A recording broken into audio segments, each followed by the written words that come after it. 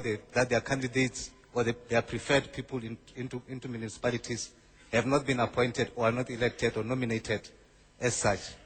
And lastly, that some of them were linked to the border dispute, people wanting to move from one province to the other. Thank you. Yes, Ms. Masbuko, the Democratic Alliance's view. The DA's view is that service delivery protests stem most commonly from a sense by the members of the public that they're not being heard, that they're not being listened to, and that their needs are not being addressed. Whether it's because municipal officials are corrupt and spending public money on luxuries, whether it's because people are concerned because they're not able to access housing or other basic social services, what tends to be the reason, whether or not it amounts to a lack of service delivery, is the challenge of government communicating with the communities in question. And I think we found a lot of service delivery protests have taken place in metros where, as the Minister was saying, there's a lot of influx, urbanization from other parts of the country, and the metros struggle to cope with the load. The grant from national government isn't big enough, and then that metro doesn't communicate to the people that we have a process going on, you're on a particular list, there's no corruption involved in the compiling of those lists and so on. So there's that aspect of service delivery. But then there's the other crucial thing, which is that politics gets tied up in government. And so the question of lists and candidates, particularly around this local election, get conflated with issues of service delivery, people wanting their preferred person in government. And that's a problem because you should just want anyone who's excellent. You shouldn't be asking yourself, is my friend going to be elected? So that's a problem that we need to remove from the government sphere. The DA's view.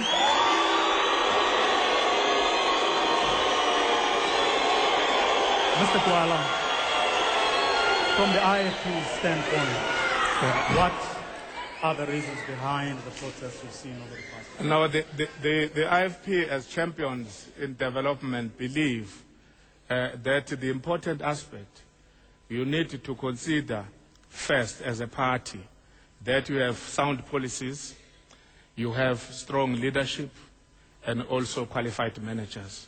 That will actually, it's your foundation for your party to run an efficient government that will actually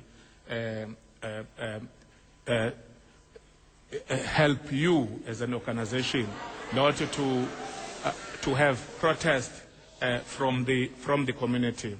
But you also need to consider the 5 points. That is accountability to electorate, that is consultation with the local community, that is transparency in all decision making, as well as value for money in everything you purchase, as well as efficiency in delivering services. Those are the 5 points that could assist you to run an efficient government and prevent people from protesting against your government. Very much. Mr. Poe. Service delivery mainly is caused by non-accountability, non-responsiveness of government. And again, you say you have duplication of functions between the provincial government as well as local government.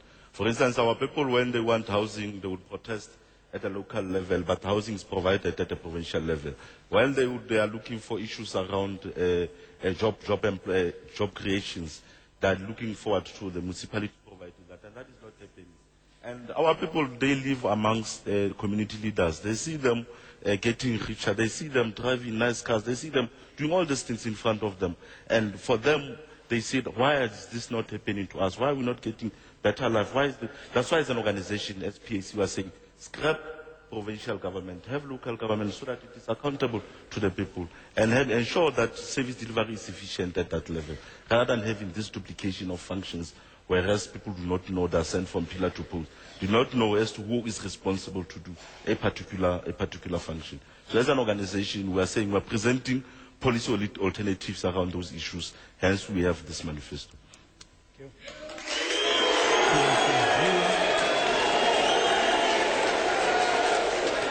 Dr. Pillay, as an independent person, listening to what these political leaders had to say, what's your take? Look, at a general level, I think the electorate gave government, not just the ANC, government at large, a resounding mandate 16 years ago to deliver on a range of imperatives: service delivery, job creation, poverty mitigation, crime, corruption, etc., etc. And I think 16 years later, there's a level of frustration and anger, and it's manifesting itself in localized protest action by residents who feel aggrieved and marginalized. Having said that, in detailed terms, I couldn't have done a better job than the analysts in providing a sound diagnostic assessment of the problem. And if there's such a shared and common understanding, then I think there must be a common resolve to attend to the problems together as a united people. Do these parties have a common resolve? We will see. We're going to take a quick, short break. Viewers and listeners, of course, can take part in this debate by sending us your email or SMS. We also welcome Facebook comments on the SABC's Facebook page. SMS the word elect followed by your message to 33726. That number again, 33726. Start with the word elect followed by your message. SMSs, of course, cost 150 each. Our email address, elections@sabc.co.za. Elections@sabc.co.za. Stay with us.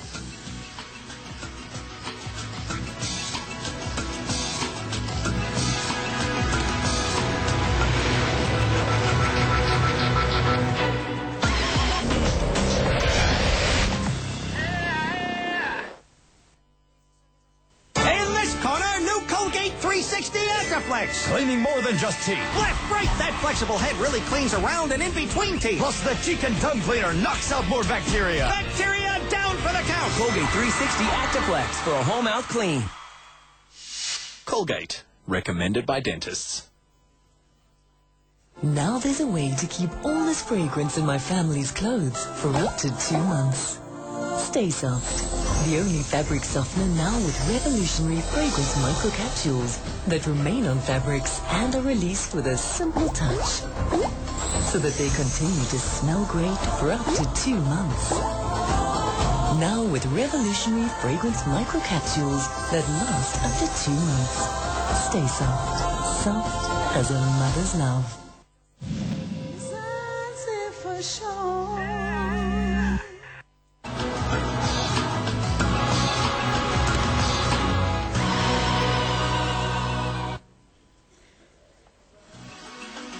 Welcome back, and if you've just tuned in, you're watching a special election debate, and the topic tonight is service delivery and protest. Of course, we're coming to you live from the University of Johannesburg, our partners in presenting this series of debates. You can also follow this debate on SAFM and on sabcnews.com. Before I ask the political parties for whether you have a common view as to how these problems, the problems you yourselves have so articulated, can be resolved. Let's start by listening to some of what our viewers and listeners had to say about why they are protesting. As you can see, if you look around Nicefield, there's full of water everywhere. And since they promised us that they will build some houses for us, we don't see anything. We don't see anything happening. But we keep on voting. We don't know what are we voting for. All the pipes and the damages is all is here. But you see how many years I'm here. I've got 7 years here. But no service, nothing. No, I don't know what's happening. We are not happy with the place. We are sharing one room, 6 person. We are not happy. All people we are staying here, they are not working. They are not creating jobs. The services are not good. We are not well developed here in Nicefield. There are so many people who are unemployed who are staying there, and this place is so dirty. There are scraps, metals, and all the water all around here. So we are not good about development. They don't cut grass. They don't look after this water is running here. Well, this is our 5th debate, and I think from the past debates that we've had, it's the first time that we see the people and the politicians saying the same thing. The question perhaps now is, Why? Why are these protests continuing when there is a common understanding, it would seem, about why people are protesting? Let me start with the ANC, and I'll give each party a minute to answer this question. You see, firstly is that you are right that there's a common understanding as to what are the reasons and what are the issues at stake. But we need to understand that we're in a democratic society, and our communities feel they need to find themselves heard, their issues addressed by the leaders who are leading them in the various levels. And therefore, people will continue, and it's welcome. Our people have got the right to demonstrate. Our people have got the right to march. Our people have got the right to air their grievances. And that is why people got into the street, apart from meetings which are being held in the at committee level, political parties and councillors communicating the same message. But it's important that, and as long as the issues themselves are not addressed, however long you can talk, it won't matter. People will continue to demonstrate. And therefore, we think we need to speed up the process of addressing the real issues, not the discussions between ourselves and communities. May I ask, Mr. Chabane? I mean, as a party in power in a great majority of municipalities in this country, what is withholding the ANC from actually acting? Why are we still seeing the things we are seeing, even though you yourselves have made an analysis of the problem, you know what it is exactly that needs to be done, and the speed with which you're supposed to move, and yet we still have we're still seeing what we're seeing? Obviously, you would understand that in the past few years, we have learned more and more experience in understanding the problems of our communities, and we are beginning to take steps to deal with that. Firstly is the reforms which we are introducing at local government level to start to strengthen the capacity of local government to address the issues. Secondly, the resources. Some of the municipalities are so poor that they're not able on their own to address some of the issues. We are taking steps to pump more resources to ensure that national government and provincial government provide assistance to municipalities to be able to address some of the issues which are there. And thirdly, that we are strengthening local government to fight corruption, to communicate better with local government, to ensure that all the problems of our people, the people understand and how we are going to deal with the issues. Thank you. Ms. Mazuluku, I think your party, as you yourself said yesterday, you now have a track record. You've been in power. You've had no less than 7 municipalities. But you've also not been immune to these protests. Makasa in the Western Cape and so on. Why are we still seeing these protests, even though you know why they are happening, and you do have some interesting views about what needs to be done? First of all, I think if you were to sum up what everyone has said here today, what we've basically said is that there's a problem of corruption, and there's a problem of lack of communication with ordinary citizens. And so the solution is stop being corrupt and start talking to your citizens. It's not complicated. So that's what we in the DA believe we need to do. So for example, in the Western Cape, we've passed a law. In our first year in government, we managed to pass a law that makes it illegal for anyone who's a family member or a relative of a person who is in government or that person in government to do business with the provincial government. It's illegal. Pass the law, make it illegal for the government to do business with itself, and you'll end corruption. Now you've done 2 things. You've ended corruption at provincial level, and you've communicated to the people that you care about this issue enough to do something about it. We don't believe it's complicated. And we think that that's the essence of solving the issue of service delivery protests. Of course, some of them are politicized. As I mentioned earlier, sometimes it has to do with lists, sometimes it has to do with internal factions, sometimes it has to do with 2 different political parties trying to one-up each other before an election. And I think the onus is on the people, on the journalists, on the analysts, to actually be honest about what the reasons for these protests are and analyze whether it's a political issue or it's a delivery issue. But in the event that it's a delivery issue, there's no point in saying we know it's about corruption, but we don't know what to do about it. The thing to do is stop the corruption. And if you don't know that, if you know it's a communication issue, then the thing to do is make sure you communicate with your citizens. But do you believe that your party is honest enough with the voters about why? We do. You see, for example, in the city of Cape Town, we've put in place systems that make it possible for people to monitor how far on the housing list they are. They're not told by a councillor who they don't know, they don't trust, or who might be from the wrong faction. They're on a list that's tabulated. And it says very clearly, your application was logged on this date, you can access your information online or using your mobile phone.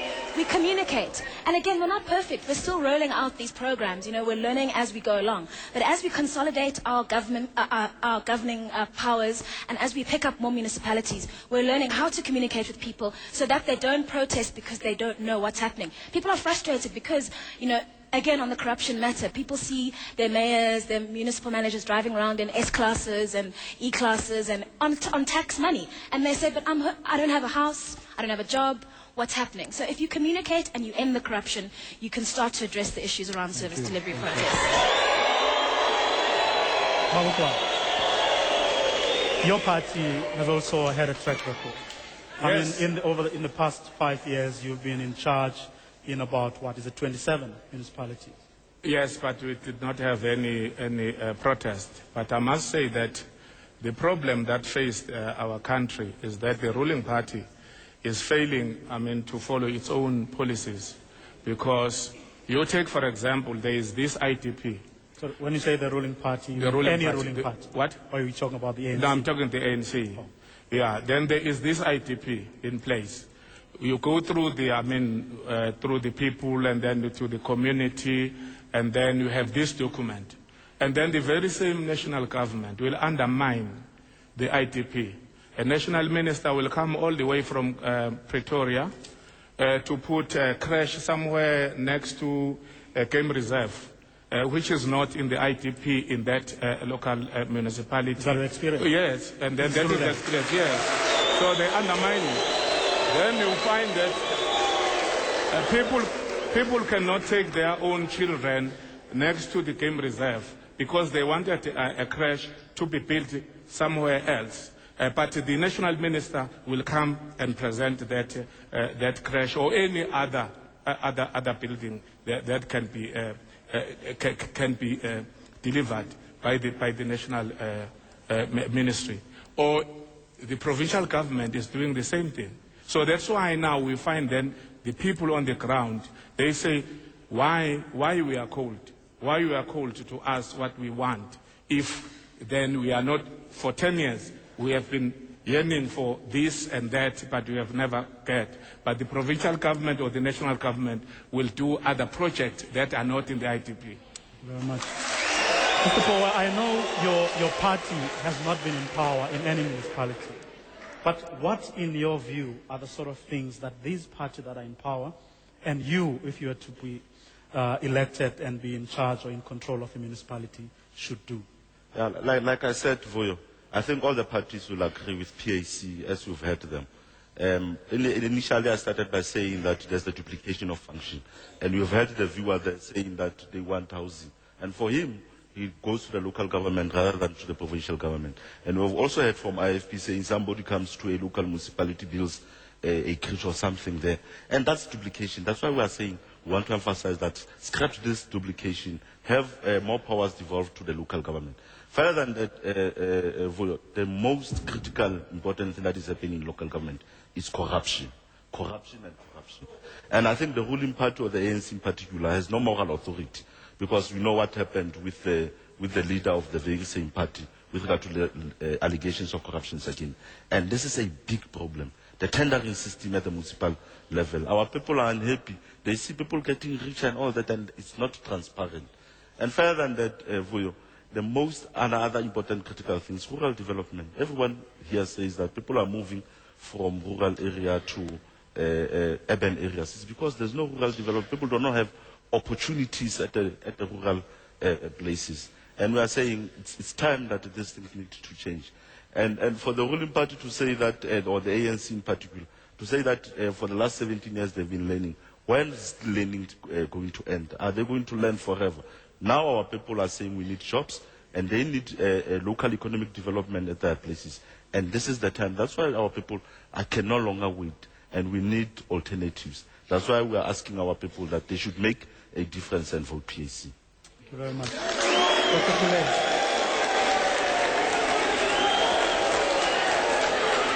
Look, again, my sense is that there's no major variance in what the parties are saying about why the protests have persisted.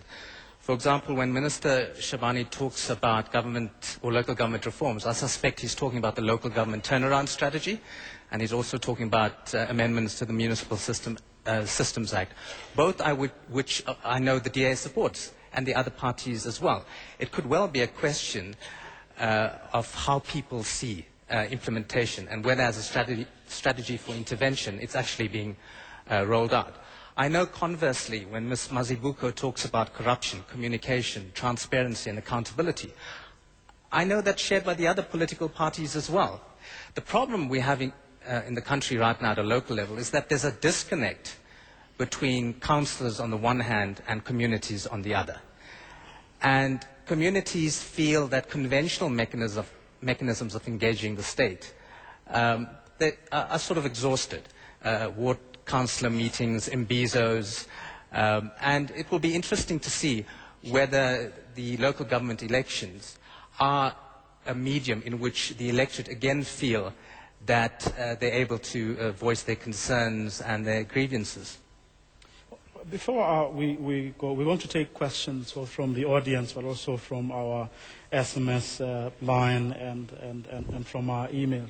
But if we agree that these things can be resolved, if we agree that people have legitimate reasons as to why they're taking to the streets, do politicians think that there are other avenues that communities still haven't exhausted? Mr. Chaban? We believe that governance is a continuous process. It's not something which you do overnight, then it's finished. You have got all the answers to the solution, to the problem. We believe that you continue to learn, you continue to improve as to what you are doing. As we said, in our analysis, if you would know, in most communities, most of the people who protest are actually supporters of the ANC, protesting against an ANC government, and it's allowed. Now, we believe that apart from engagement, it's a critical issue. We now need to begin to address the real problems which the people are facing. If people say we've got potholes, you can't continue saying we're going to talk to you about potholes. They need the potholes to be repaired. And for that, we have instituted programs in government now, including in our manifesto, as to how we're going to deal with the various issues which people have raised.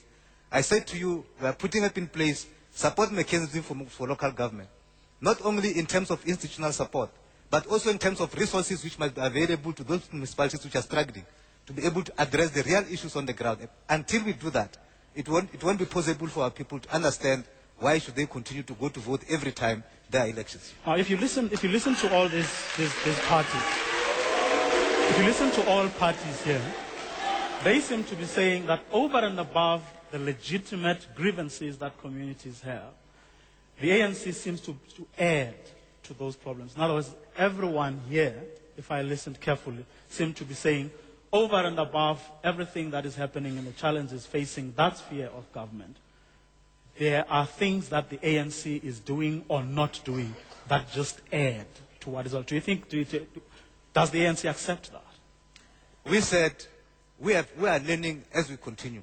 And as I said, learning is a continuous process. But secondly, that the ANC, you must understand that we are the biggest party. So we have got a lot of responsibilities countrywide. Now,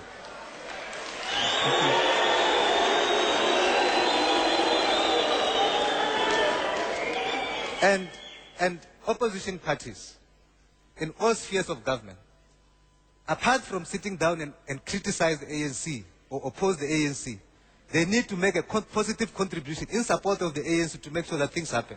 So the ANC accept where we have made mistakes. Thank you.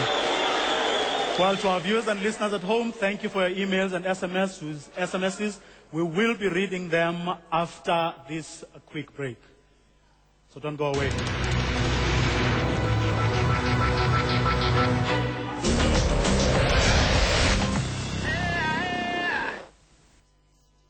Shop at Boxer Superstores and you could win one of 93 kitchens. Buy 83 of these brands to enter. See in store for details. Live the life you want to live with Boxer Superstores. Morning, Mr. Khumalo. How are we today? Good morning, Mrs. Khumalo. And how are we today? We're fine, thank you. Good morning, Mr. Khumalo. And how are we today? We're fine, thank you. Good morning, Mrs. Khumalo. And how are we today? We're fine, thank you. Day 8 from Hollard is a hospital cashback plan that pays between 200 and 5,000 Rand per day. It's not medical aid. It's cash to use for whatever you need. Morning, Mr. Kamalo, and how are we today? Doing fine. Good morning, Mrs. Kamalo. We're fine, thank you. SMS Day 8 to 31098 and we'll call you. Hollard. We get you. It's Jetmart's Grab a Bargain Bash, and we've got the lowest prices on Grab a Bargain products. Grab the steam iron or kettle for only $49.99. Or a 12-piece dinner set, just $59.99. How about vinyl tiles for $16.99? And a wooden ironing board, only $49.99. Rush in store now. Get credit on your Jet Good card. Jetmart, good for life. Gents, Hansa sold out. It's... The Hansa Legends in the Making tour is back and everyone is getting their hands on the beer that gets you in. Hansa! Tickets for my boys. To win legendary prizes and tickets to catch 3 legends in the making, send in the code under your Hansa Pilsner cap. It's mom. 2 police detectives working undercover in Florida. Tubbs are smart, cool, and resourceful, while Crockett has his own way of doing things. Catch Miami Vice Sunday at 8. SABC 1 in Sunset. For sure.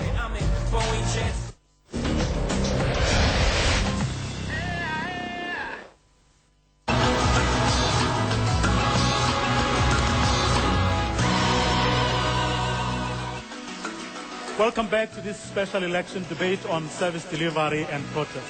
We're coming to you live from the University of Johannesburg, and you can, of course, also follow this debate on SAFM or sabcnews.com.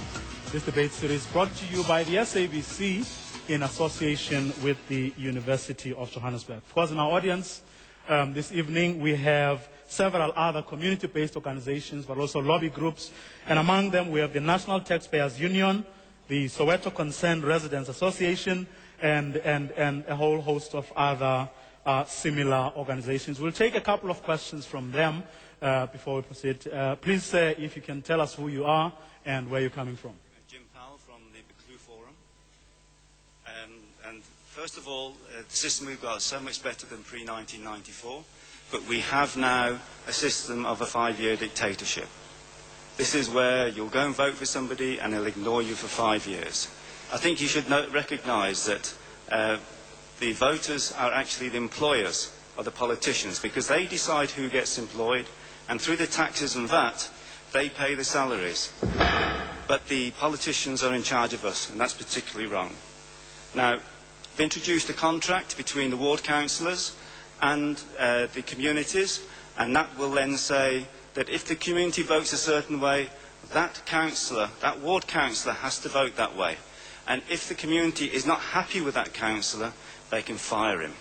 So your group is agitating for an overhaul of the current system? Definitely. It needs to be where the community is in charge of the councillors, not the other way around. Thank you.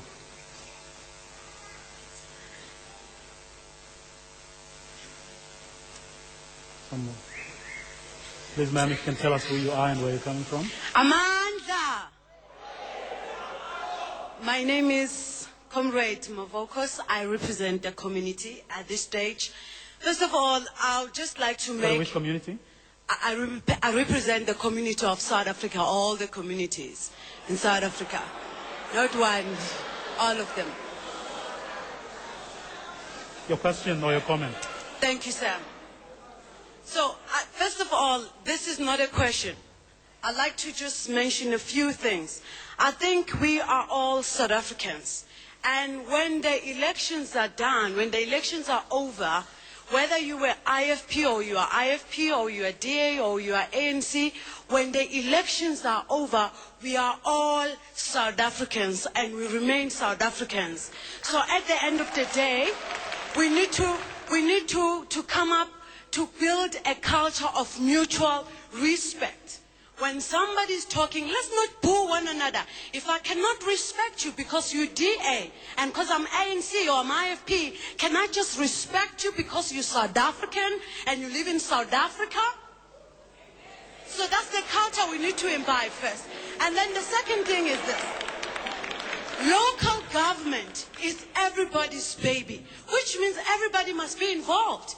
We cannot just come and complain about service delivery and so on and so forth. We all need to be involved. If we are not involved as a community, in your respective community, then there will be service delivery protests because we are not monitoring the stuff that is happening.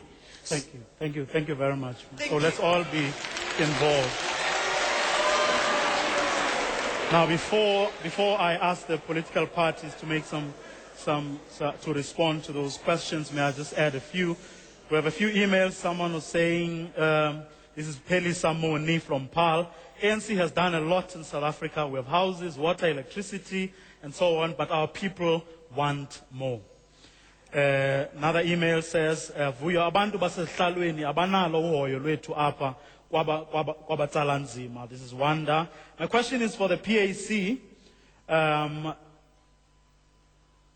Besides the land, do you represent something else? Because it is what we've been hearing for the past 16 years. And then Wandile Kuzwayo in Durban says, strikes are perpetuated by a sense of entitlement and frustration of unkept promises since 1994. The ANC, would you like to comment for these emails or some of the things that were said earlier? No, thank you very much. Let me thank the viewer who sent an email to congratulate the ANC for the work we have already done.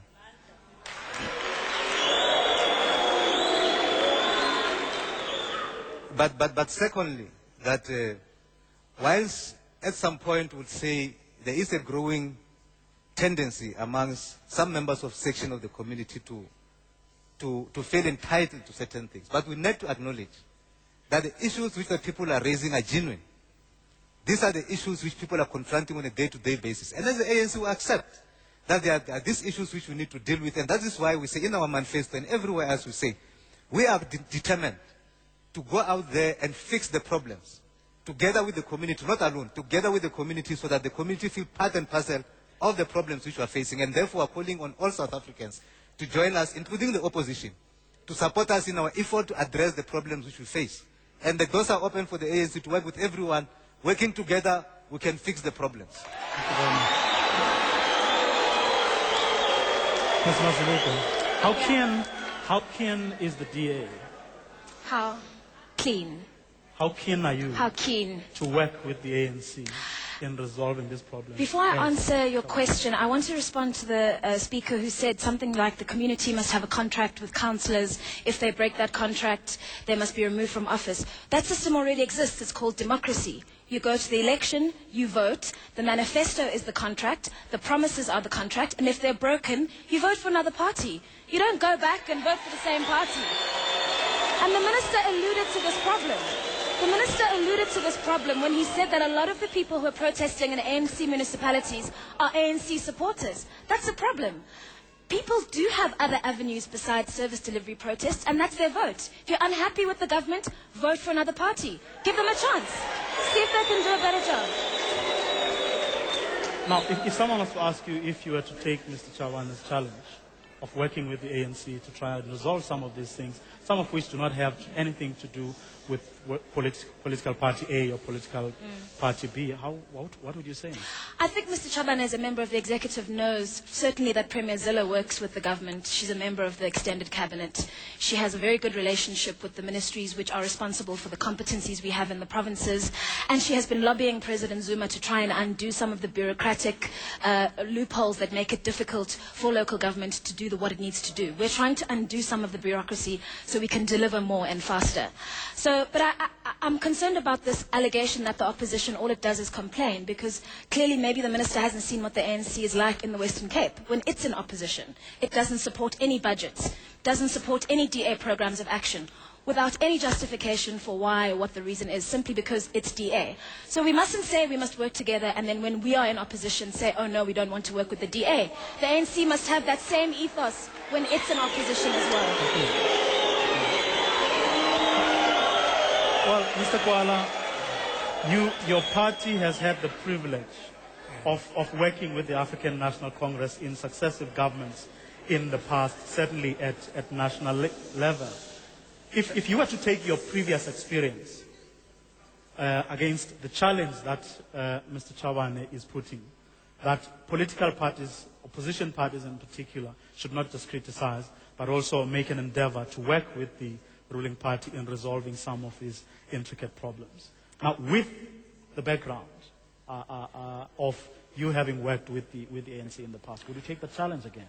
Yeah, in fact, this issue can only be resolved by the people themselves, the electorate, because voting for the ANC is a waste of vote. So people must vote for an alternative. So an alternative government is none other than the IFP.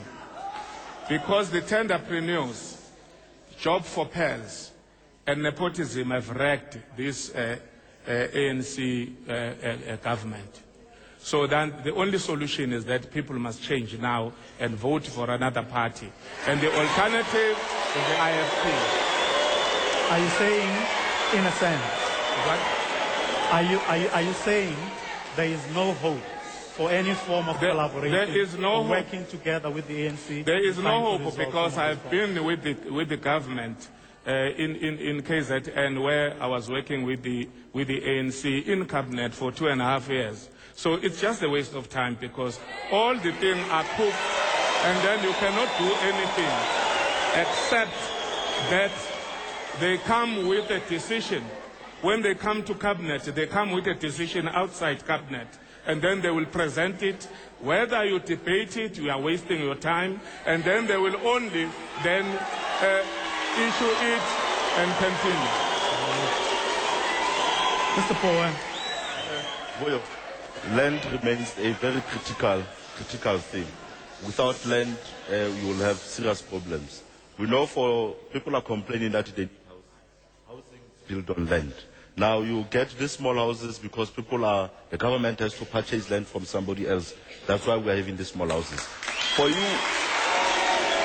to build roads, build those roads on land. For you to be able to have clinics and hospitals and all that, those things are built on land. And the government is wasting a lot of money having to buy this land from private owners. Further than that, I've met many business people who are unable to get land in urban city areas because it's too expensive. Therefore, they are unable to get business opportunity. They can't establish their own small business. Therefore, also creating employment for our people. So land remains very critical to us as PAC. Further than that, I think, again, it's really arrogant just before the elections to tell the voters that we're big. Because the voters are the ones who determine which party is big. The voters are going there to vote for the party of their choice and therefore determine the bigness of the party. So all I'm saying is that Vuyo, the important and critical thing is to get, I think the viewer there or the listener, the speaker there was saying community involvement. Yes, it's true. Much as we have a government that needs to be responsible, but also the communities have responsibility, also have to hold this government accountable. May I ask what it is that you as a party, very briefly, that you as a party are doing to actually attract, because if you look at the three parties that you're sitting with, they're all in charge of municipalities to a lesser or greater extent. But your party seems to be having challenges in actually getting people to vote for you, given if, in other words, if your message is a correct one and your analysis of the problems is a correct one, why are parties like yours finding it difficult to attract voters? Many factors that contribute towards the party winning the elections, including resources. If others, for instance, others here present with us are getting to these elections with billions of rands, and others do not have that much. So those are the issues that also contribute.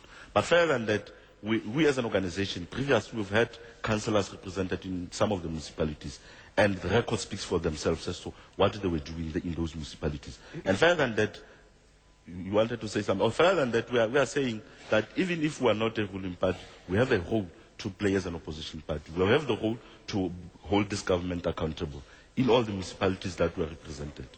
Thank you very much. Well, when we come back, we're going to speak to Dr. Pillay about the comments that these political parties have made. But those at home, please keep us sending those comments, SMS, email, everything you want to communicate with us.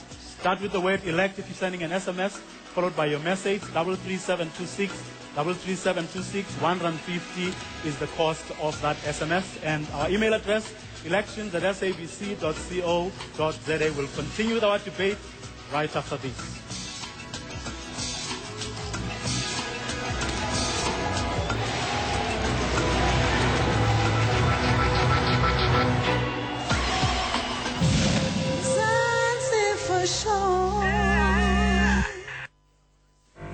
Are you prepared for the worst? If you or a family member were to pass away right now, is there enough money for the funeral? At Hollard, we get you and cover you and your partner for up to 50,000 Rand for burial expenses. And to make arranging the funeral easier, we now offer you access to a car. You also have the option of your family receiving up to 1,200 Rand a month for a year after the funeral. Lastly, we offer you up to 10,000 Rand to erect a tombstone as a remembrance. SMS your name or send a please call me to 082-940-9999. That's 082-940-9999.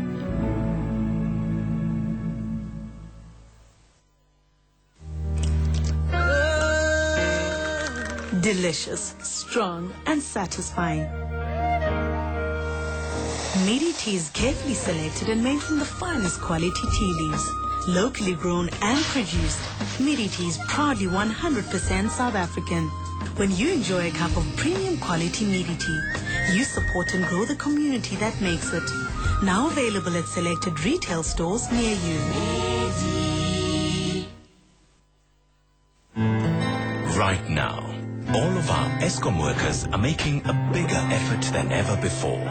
Amongst our many projects, we're building new transmission lines and distribution networks stretching thousands of kilometers.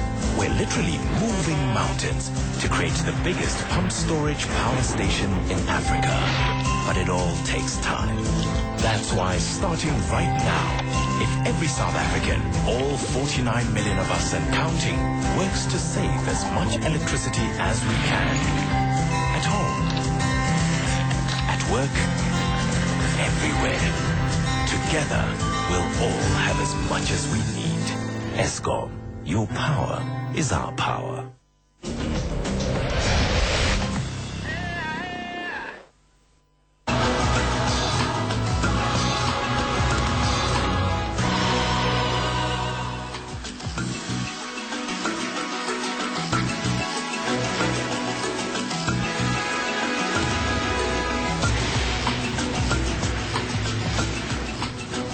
Welcome back. You're watching and delivery and protest. We're coming to you live from the University of Johannesburg, and you can also follow this debate on SAFM and on sabc.com. Dr. Pillay, you heard what these parties had to say about cooperation.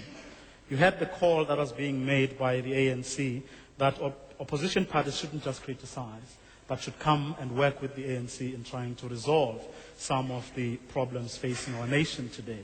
But you had their responses. None of them seem too keen or think there is any reason or there is any really hope in talking to the ANC or collaborating with them. Am I reading the situation correctly? And why do you think that is so? Look, it's clear from all the parties that cooperation, mutual trust, relations of reciprocity are important. So what is clearly needed at a local government level is a social compact between political parties and communities. There's a shared interest in governing the country and being accountable, transparent, to make sure that you don't have the kind of mismanagement we've had in certain municipalities. So as long as that sentiment is pervasive, then I think political parties do have the wherewithal to begin to think in new and differentiated ways about how they cooperate. Clearly, there is tension between political parties, and that becomes more manifest at a local government level rather than a provincial or national government level. But what I'm hearing from all parties as well is a plea to voters to exercise their democratic right during the elections. And if that's the case, if a particular member of the community feels slightly aggrieved or frustrated or disappointed about the performance of a municipality, let's say a resident in Ermelo who protested 4 weeks ago because of a lack of delivery or problems with the nomination list process, vote another political party into power in the municipality. It's their democratic right. It's what makes our constitutional democracy so vibrant. Thank you very much. Now, let me read you one a particular email. I'll just read a couple of lines. It brings concern to people like me to listen to people who have to be called leaders, failing to respond to a straightforward question. I think that it is one of the lacking skills they don't have, which is much needed for people in their level. This is from Gosnati in Soweto. Is this a reflection on the leaders that we have people who don't listen to people, or who not only don't listen to people, but also who fail to respond to questions that people ask on the ground? Would you say that is the case, Mr. Chavan? Firstly, I wouldn't know what specific question I think he's making, Gosnati is making a very, I think it's his observation. He's saying, for having listened to this debate, he thinks that leaders do not respond to straightforward questions. And it is a problem for him, and he thinks that is why we are talking about service delivery protests today, in part. Exactly, that is a point which I'm making, that if the viewer feels that all of us here are not responding to the questions which are being made or put to us in a manner in which we respond for them to understand, it's a different issue, unless if he says all the questions or specific questions. But what we are saying is that we think we are in a political process. We are dealing with a complex problem which we are dealing with. I said earlier that the ANC has got the biggest responsibility more than anybody else.